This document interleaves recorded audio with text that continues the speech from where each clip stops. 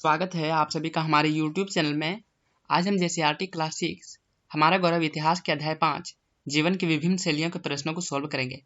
तो आगे बढ़ने से पहले अगर आपने हमारे YouTube चैनल को अभी तक सब्सक्राइब नहीं किया है तो सब्सक्राइब करके बेल आइकन प्रेस कर लीजिए ताकि हमारे आने वाले वीडियो का नोटिफिकेशन सबसे पहले आपको मिल सके। तो चलिए शुरू करते हैं और देखते हैं कि कौन कौन से प्रश्न हैं और उसके उत्तर क्या होंगे। तो इसमें पहला प्रश्न है, रिक्त स्थानों की पूर्ति कीजिए। जिसमें पहला प्रश्न है, संस्कृत खाली स्थान भाषा परिवार का हिस्सा है, तो इसका उत्तर होगा भारोपीय। संस्कृत भारोपीय भाषा परिवार का हिस्सा है। अगला प्रश्न है, ऋग्वेद में गंगा नदी का जिक्र खाली स्थान बार हुआ है, तो इसका उत्तर होगा 1। ऋग्वेद में गंगा नदी का जिक्र 1 बार हुआ है। अगला प्रश्न, ऋग्वेद में खाली स्थान वर्णों का उल्लेख मिलता है, तो इसका उत्तर होगा 4। ऋग्वेद में 4 वर्णों का उल्लेख मिलता है। अगला प्रश्न, मेगालिथ खाली स्थान के प्रमाण होते हैं, तो इसका उत्तर होगा मृत्यु की स्मृति। मेगालिथ मृत्यु की स्मृति के प्रमाण होते हैं। अगला प्रश्न, इनाम गांव खाली स्थान राज्य में है, तो इसका उत्तर होगा महाराष्ट्र। इनाम गांव महाराष्ट्र राज्य में है। अगला प्रश्न, निम्नलिखित में से कौन सा कथन सही है और कौन सा कथन गलत है। जिसमें पहला प्रश्न है, ऋग्वेद में वर्णित वर्ण व्यवस्था जन्म के आधार पर थी, तो इसका उत्तर होगा गलत। ऋग्वेद में वर्णित वर्ण व्यवस्था जन्म के आधार पर ना होकर के कर्म के आधार पर थी। अगला प्रश्न, ऋग्वेद में 1028 सूक्त हैं, तो इसका उत्तर होगा सही।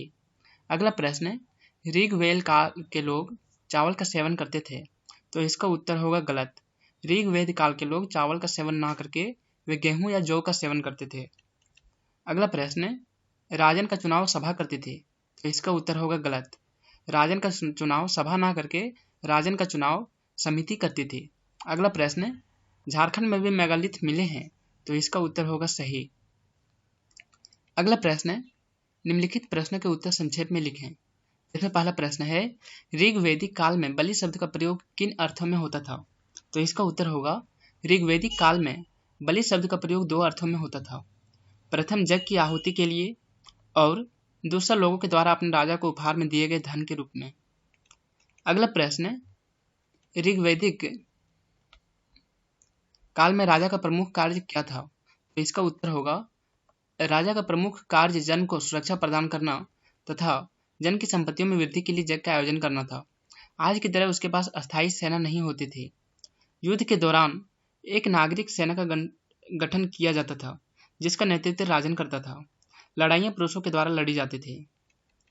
अगला प्रश्न, ऋग्वेदिक काल में यज्ञ क्यों करते थे, तो इसका उत्तर होगा ऋग्वेदिक में अनेक देवताओं के नाम मिलते हैं जो प्राकृतिक शक्तियों के प्रतीक होते थे, जिसमें वरुण, इंद्र, अग्नि तथा जम तथा सोम प्रमुख थे।